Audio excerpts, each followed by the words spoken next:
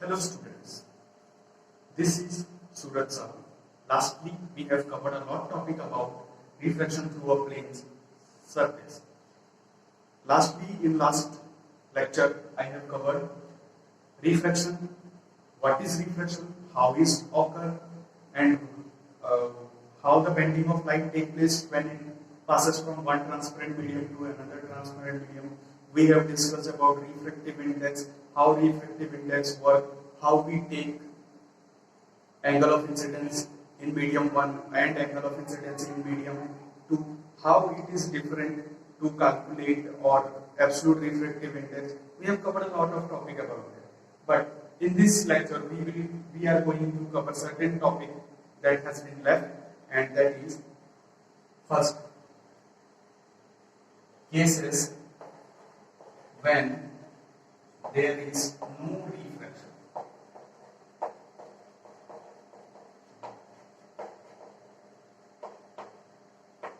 ऐसे केसेस जब रिफ्रैक्शन नहीं होते हैं, ठीक है, ऐसे केसेस जब रिफ्रैक्शन नहीं होते हैं, तो पहला केस जो है आपका फर्स्ट केस ये है कि when angle I is equal to angle I is equal to 90 degree. जब एंगल I 90 डिग्री के बराबर होगा, then no refraction take place. No refraction occurs. तब कोई रिफ्रैक्शन नहीं होता है. Second, when refractive index of both medium, when refractive index of both medium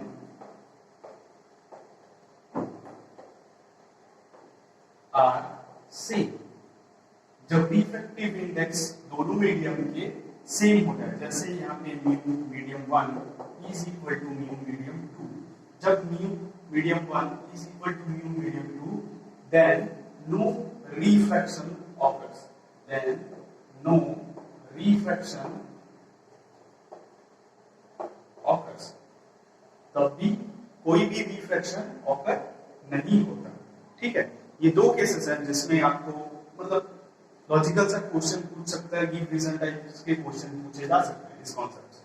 इसके बाद जो हम पढ़ने वाले हैं वो है कि सही है रिफ्रैक्शन हो गया, मान लिया अपन, कंडीशंस भी देख लिए किस केस में रिफ्रैक्शन नहीं होगा. अब अगर रिफ्रैक्शन हो रहा है तो रिफ्रैक्शन के कारण कौन कौन सी चीजें अफेक्टेड हो रही है, ठीक है, कौन कौन सी चीजें अफेक्टेड हो रही है उसको देखेंगे. तो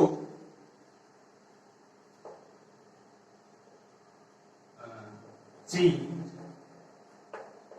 in speed, direction,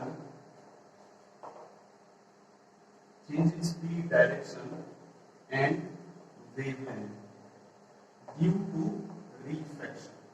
Change in speed, direction and wavelength due to refraction. Refraction के कारण स्पीड कैसे चेंज होती है, डायरेक्शन कैसे चेंज होता है, वेवलेंथ कैसे चेंज होता है. ठीक है, देखते हैं.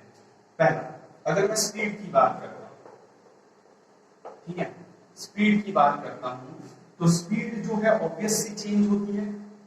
तो जब ये कोई रेयरर मीडियम से रेयरर से डेंसर की ओर कोई भी लाइट मूव कर रहा है तो उसका स्पीड डिक्रीज करता है. क्या करता है, स्पीड डिक्रीज करता है.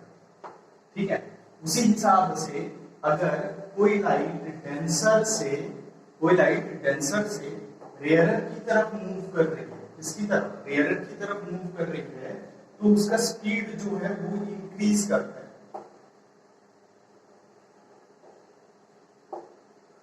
स्पीड इंक्रीजेस, उसका स्पीड क्या करता है, इंक्रीज करता है. ठीक है, अब डायरेक्शन की बात आती है. तो डायरेक्शन में क्या है, डायरेक्शन इन बोथ केसेस, किसी भी मीडियम से जाए, in both cases its direction changes. In both cases its direction changes. दोनों केसेस में उसके डायरेक्शन क्या होते हैं, चेंज करते हैं। ठीक है, दोनों केसेस में उसके डायरेक्शन चेंज करते हैं। साथ ही साथ अगर मैं वेवलेंथ की बात करूं तो wavelength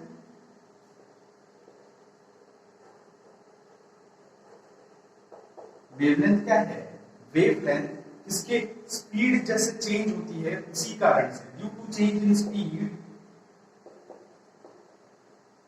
due to change in speed wavelength also changes, due to change in speed wavelength also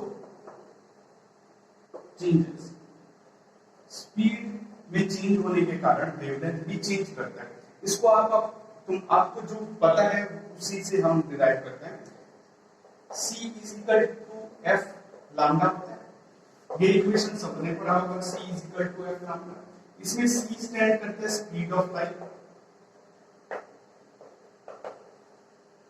F stand करता है फ्रीक्वेंसी के लिए, और लैम्डा स्टैंड करता है वेवलेंथ के लिए।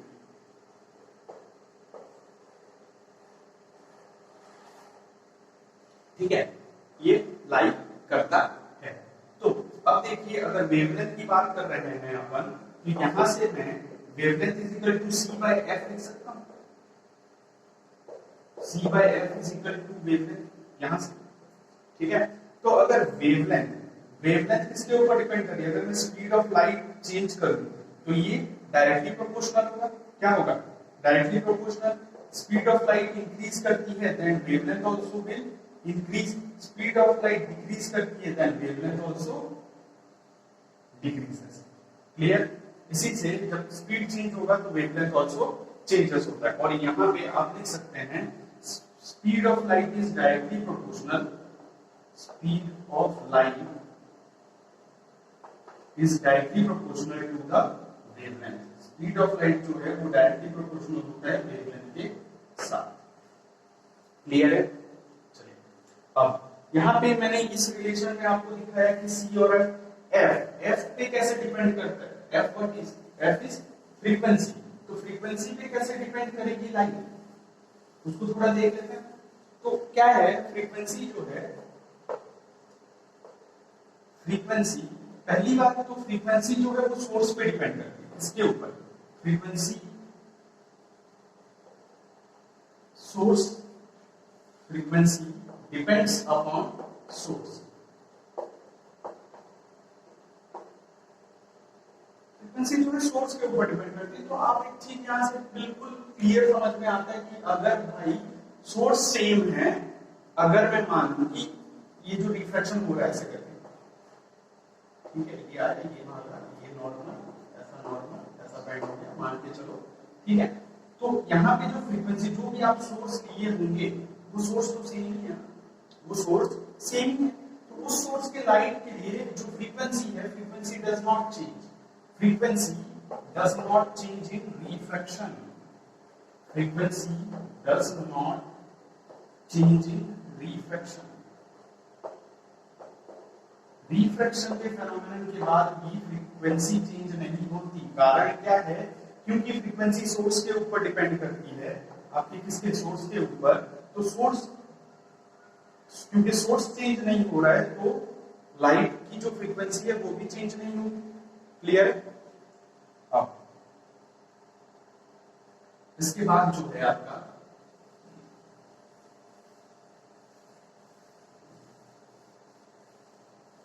Factors affecting refraction. ऐसे कौन कौन से फैक्टर, ये अभी अपन ने जो पढ़ा ये क्या था, रिफ्रैक्शन के कारण क्या चेंज होता है वो देख रहे थे हम लोग। ठीक है, अभी ये पढ़ेंगे कि रिफ्रैक्शन को कौन कौन से फैक्टर्स अफेक्ट करता है।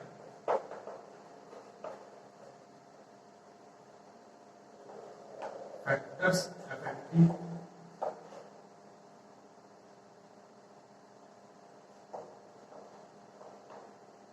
Refraction, factors affecting refraction. तो रिफ्रैक्शन को कौन कौन से फैक्टर अफेक्ट करते हैं। फर्स्ट फैक्टर इज मीडियम, और आप इसको ऐसे लिख सकते हैं नेचर ऑफ द मीडियम।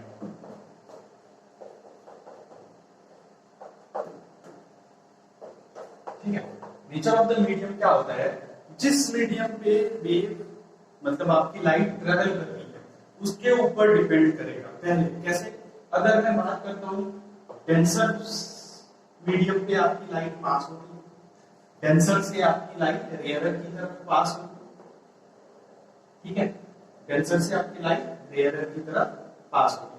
तो nature of the medium density के ऊपर डिपेंड करता है, और डेंसिटी डेंसर से अगर आपकी लाइट रेयरर की तरफ पास होगी तो बेंडिंग होगी, और बेंडिंग होगी away from the normal, sorry DRTN toward normal, bending होगी टुवर्ड नॉर्मल, ठीक है। उसी तरह से अगर लाइट आपकी क्या कर रही है, रेयरर से डेंसर मूव कर रही है, रेयरर से डेंसर मूव कर रही है, तो वो away from the normal bend करेगी,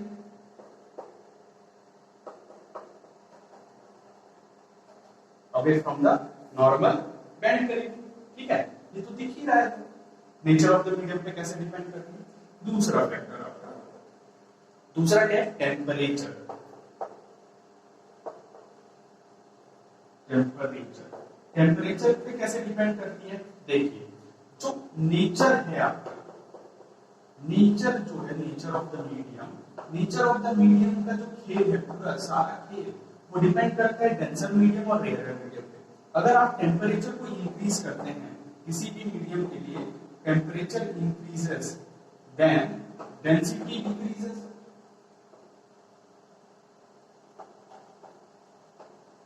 क्या होगा, आपका डेंसिटी जो है वो डिक्रीज कर जाएगा। अगर टेम्परेचर इंक्रीज कर रहा है तो डेंसिटी डिक्रीज कर जाएगा, and now it will become rare, so you cannot see the actual refraction which might occur in where temperature is constant, but when you increase or decrease the temperature, the density of the medium increases and respectively decreases. That means when temperature is less, temperature less, then density will increase, density will increase. Temperature अगर less है तो density क्या होगी, increase करेगी। तो इस basis पे आप ये बोल सकते हैं कि टेम्परेचर मीडियम की डेंसिटी को अफेक्ट करती है।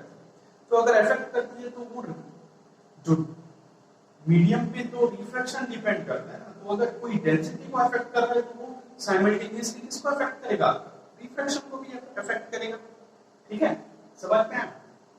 अब थर्ड जो पार्ट है आपका, यहाँ पे थर्ड एक पॉइंट है, वो थर्ड पॉइंट है वेवलेंथ के ऊपर। इसके ऊपर वेवलेंथ के ऊपर कैसे डिपेंड करती है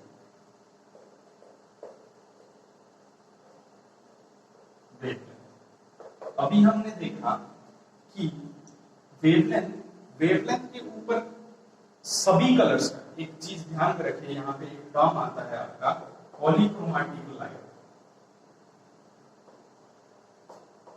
पॉलीक्रोमैटिक लाइट मतलब which consists of many colors, इसमें बहुत सारे कलर्स होंगे, many colors, और एक है monochromatic light,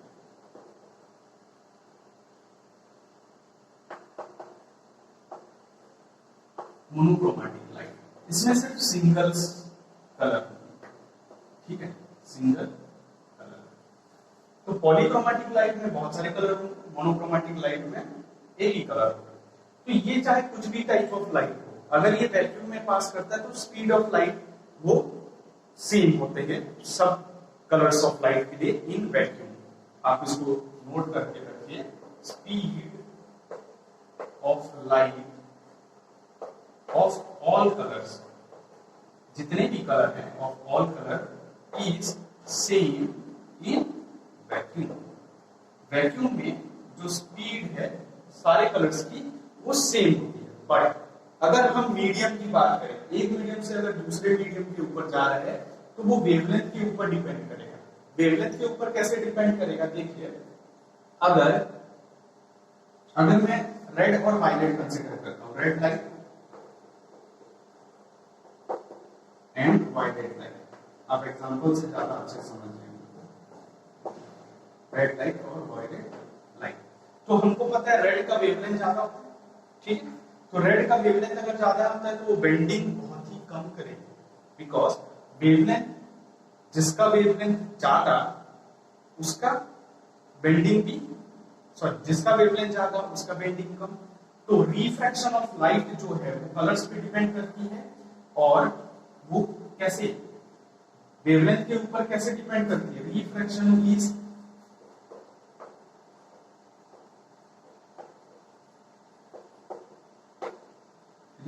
is inversely proportional to wavelength. मतलब अगर आपका वेवलेंथ इंक्रीज करता है तो रिफ्रैक्शन डिक्रीज करेगा, और अगर आपका वेवलेंथ डिक्रीज करता है तो रिफ्रैक्शन क्या होगा, इंक्रीज होगा।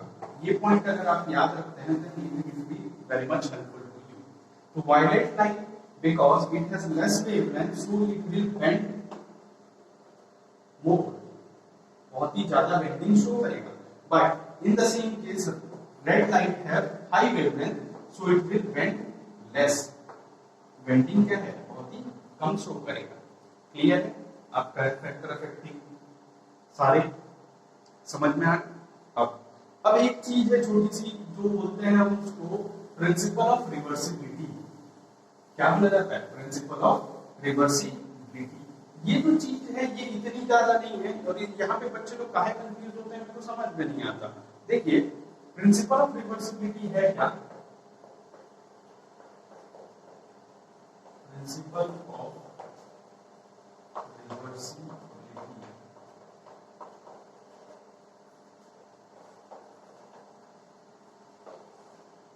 ये मेरा सरफेस है एस एस एस, यहां से कोई रे ऑफ लाइट आई, ठीक है। ये मैं मान लेता हूं इसको डेंसर मीडियम, और इसको मान लेता हूं मैं रेयर मीडियम, आसानी होगा। तो कोई रे ऑफ लाइट आती है तो डेंसर से अगर रेयर मूव करनी है तो D R T N, D R A N होता है ना, आर टी टी एन होता है, डी आर ए एन होता है and R D T N होता है, ठीक है। तो डी आर ए एन है डेंसर से rare away from the normal move करेगी, दैट इंप्लाइज इसके इनिशियल पाथ से ऐसे दूर आगे, ठीक है। ये आपका इंसिडेंट, ये आपका रिफ्लेक्टेड, और ये आपका रिफ्रैक्टेड।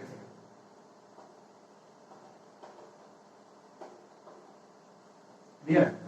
तो देखिए यहां पे अब मान लेते हैं प्रिंसिपल ऑफ रिवर्सिबिलिटी ये क्या स्टेट करती है। अगर वो डेंसर से रेयर मीडियम जा रही है तो ये आपका फर्स्ट मीडियम है और ये आपका सेकंड मीडियम, ठीक है। तो फर्स्ट मीडियम से सेकंड मीडियम जा रही है तो इस तरह से बेंड करेगी। अगर ये सेकंड मीडियम से फर्स्ट मीडियम जा रही है, ध्यान से सुनिएगा, अगर ये सेकंड मीडियम से फर्स्ट मीडियम जा रही है तो ये इस तरह से बेंड करेगी, बिकॉज ऑब्वियस सी बात है अब ये रेयर से डेंसर मीडियम जा रही है तो रेयर से इसको इनिशियली ऐसे पास करना चाहिए, ठीक है। तो आर डी टी एन ये इधर से इधर बेंड करेगी towards north. Principle of reversibility ये बताता है कि आप चाहे मीडियम 1 से ले लें, सही है, इंसिडेंट रे को मीडियम 1 पे रख लें या इंसिडेंट रे को मीडियम 2 पे रख लें, दोनों ही सेम फेनोमेनन शो करेंगे। बस बेंडिंग जो है, जो बेंडिंग है वो रेयर से डेंसर, अब डेंसर से रेयर में बस चेंज हो जाएगी।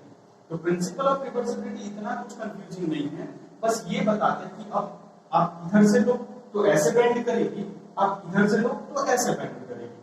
अब अगर रेयर से डेंसर की तरफ जा रहे हैं तो टुवर्ड्स नॉर्मल बेंड करेगी। वही रे को अगर आप उल्टा देख रहे हैं दूसरे मीडियम से, डेंसर से रेयर मीडियम देख रहे हैं तो वो away from the normal bend करेगी। यही है प्रिंसिपल ऑफ रिवर्सिबिलिटी, और कुछ भी नहीं है बच्चों, ठीक है।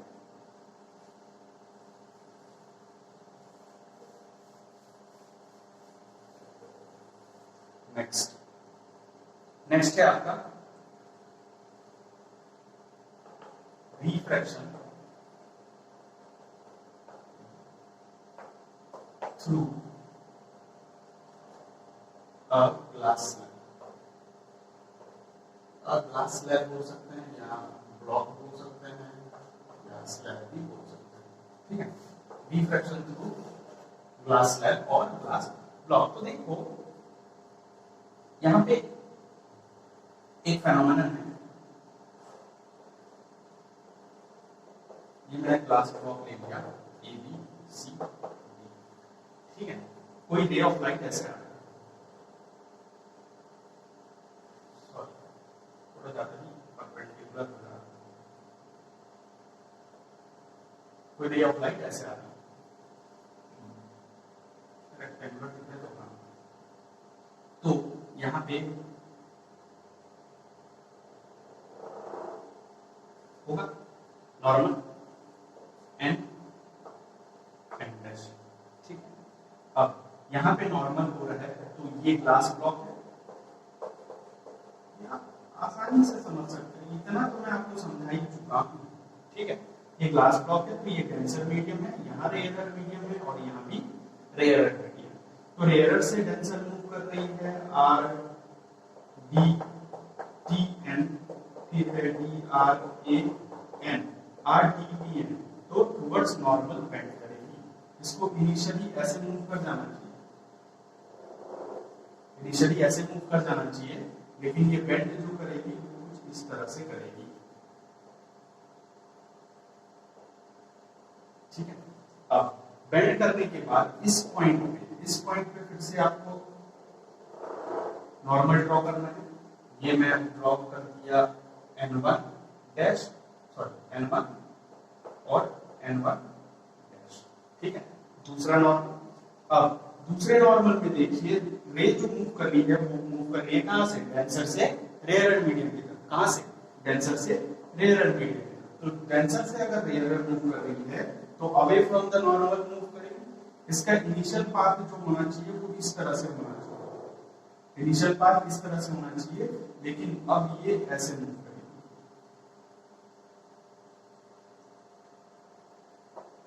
ठीक है। ये इसका इनिशियल पाथ, तो इसको मिटा देते हैं, आपको बस समझाने के लिए ड्रॉ किया गया है, ठीक है। तो अब देखिए ये था path of incident ray. Actually incident ray ऐसे मूव करता अगर कोई यहाँ पे ब्लॉक नहीं होता, लेकिन कोई रेक्टेंगुलर ग्लास स्लैब होने के कारण वो बेंडिंग हो गया और ये आपका जो निकल के आया है ये है आपका इमर्जेंट रे, ठीक है। अब आप यहाँ पे एक गौर करने की चीज है, क्या है, यहाँ पे देखिए इंसिडेंट रे और इमर्जेंट रे दोनों क्या होते हैं, पैरेलल होते हैं, ठीक है, पैरेलल होते हैं। तो ये जो यहाँ से यहाँ तक इतना जो शिफ्ट किया है, इस शिफ्ट को हमने नाम दे रखा है लेटरल डिस्प्लेसमेंट। क्या नाम दे रखा है, लेटरल डिस्प्लेसमेंट, ठीक है। इसको क्या नाम दे रखा है, लेटरल डिस्प्लेसमेंट। तो यहाँ पे कुछ चीजें हैं जो आपको याद रखनी है। पहला तो लेटरल डिस्प्लेसमेंट होता क्या है, आप ऐसा लिख सकते हैं the perpendicular distance. Lateral displacement को अगर डिफाइन किया जाए तो मैं यही पे लिख देता हूं, लेटरल डिस्प्लेसमेंट, चलो, the perpendicular distance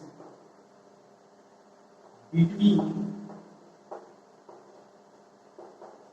the path, between the path of incident ray, between the path of incident ray and the emergent, between the path of incident ray and the emergent ray is called as lateral displacement, is called as lateral displacement, ठीक है।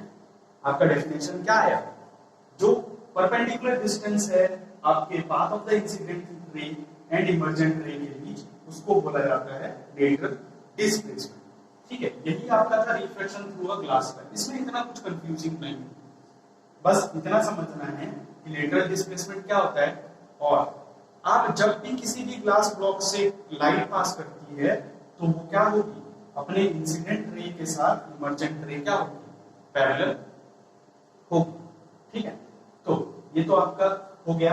अब यहाँ पे कुछ चीजें आपको ध्यान में रखनी कि ये लेटरल डिस्प्लेसमेंट अफेक्टेड होता है, क्या होता है, कुछ कुछ फैक्टर्स हैं जो इसको अफेक्ट करती हैं, और वो फैक्टर्स क्या होती हैं, जैसे कि फैक्टर्स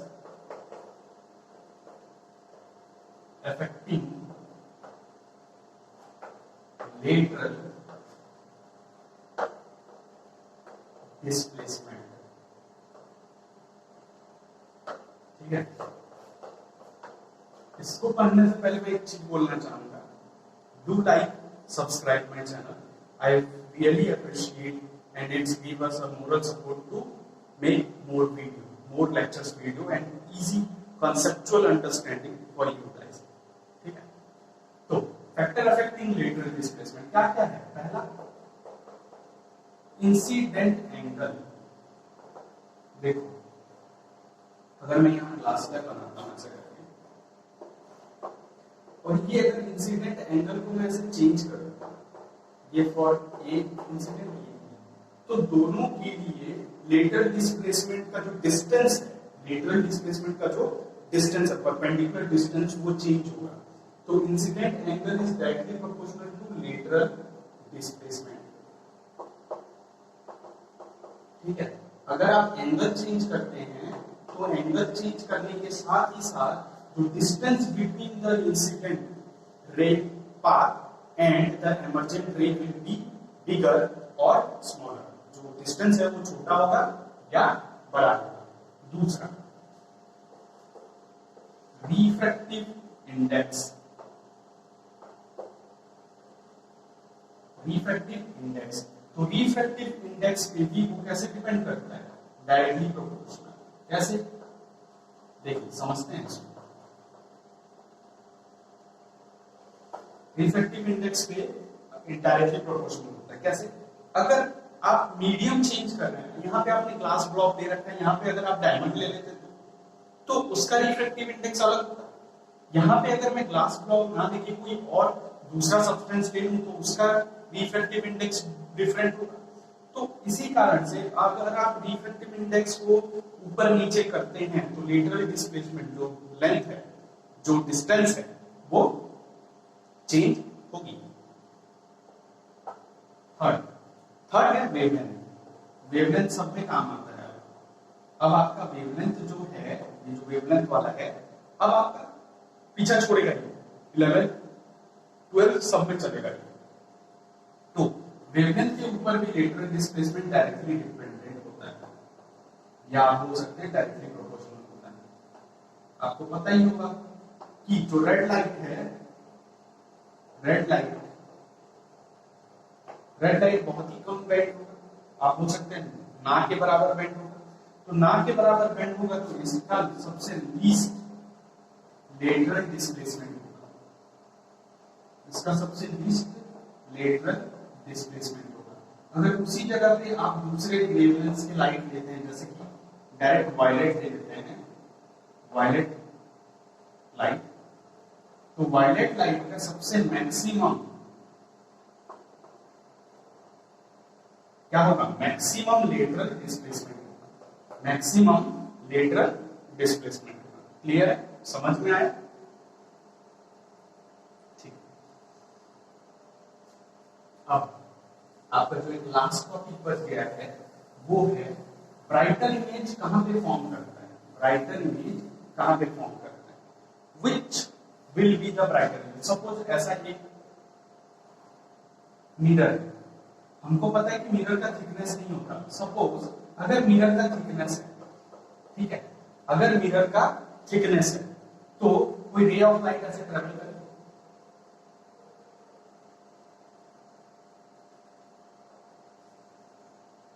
ऐसा है। अब पता है ये मिरर का थिकनेस है, हमको पता है कि मिरर का थिकनेस पे जो इमेज बनेगा वो रिफ्रैक्शन और रिफ्रैक्शन दोनों की वजह से बनेगा।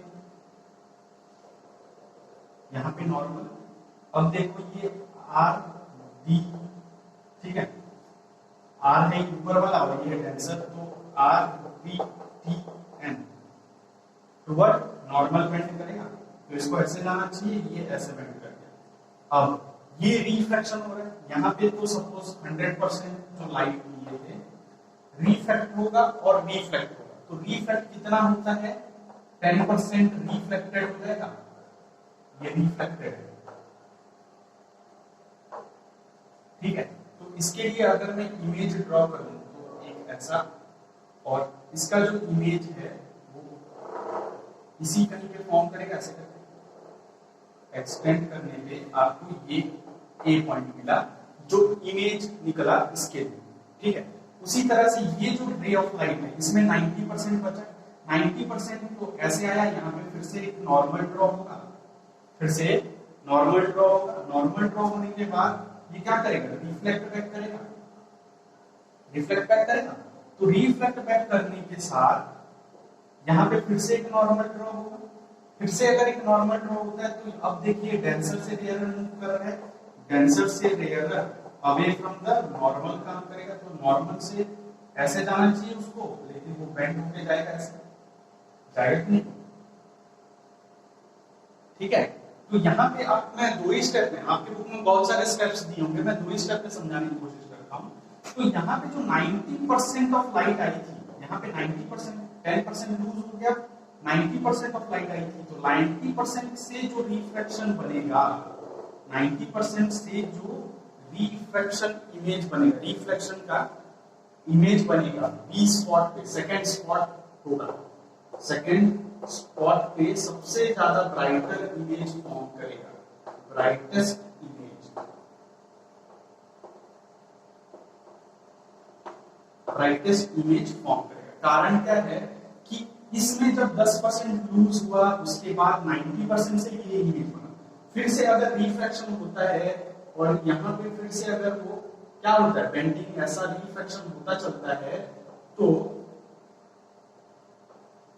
इसके बाद यहाँ पे 90% की ये जो रे था ये आपका 90% में था, उसके बाद यहाँ पे फिर 90% से रिफ्लेक्ट हो गया, फिर से 10% निकल गया, तो ये जो सेकंड रे बन जाएगी वो 80 होगी। अब सेकंड पॉइंट के बाद सारा रेस जो भी रिफ्लेक्शन या रिफ्लेक्शन के कारण इमेज फॉर्म कर रहा होगा, वो उससे लेस ब्राइटर होगा, क्योंकि उसकी जो इंटेंसिटी है वो अब ग्रेजुअली डिक्रीज कर रही होगी। क्या कर रही होगी, ग्रेजुअली डिक्रीज कर रही होगी। उसी कारण की वजह से जो सेकंड स्पॉट है, फर्स्ट स्पॉट रिफ्लेक्शन हो रहा है, तो 10% के लिए पहला वाला 10% बनेगा, लेकिन सेकंड के लिए जो इमेज निकल के आ रहे थे रिफ्लेक्शन का, वो 90% से बन रहा है, तो वही सबसे ज्यादा क्या होगा, ब्राइटेस्ट होगा। क्लियर है? जो भी डाउट्स हैं आपके, प्लीज प्लीज प्लीज कमेंट करिए, हम उसको रिसॉल्व करने की कोशिश करेंगे। Lastly, do like, share and subscribe my channel.